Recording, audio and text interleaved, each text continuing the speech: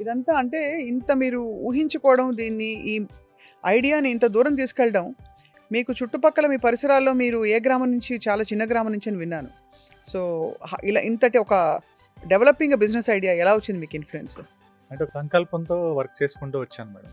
మాది పుల్లయ్య గారి దిబ్బ అనే ఒక చిన్న గ్రామం. హ్మ్. కృష్ణా డిస్ట్రిక్ట్‌లో నాగాయలంక మండలంలో ఉంటుంది. హుహు.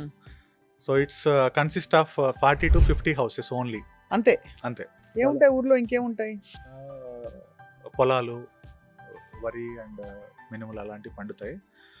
అది సరౌండెడ్ బై సీ అండ్ ఒక పక్కన కృష్ణా నది ఉంటుంది, ఒక పక్కన సముద్రం ఉంటుంది.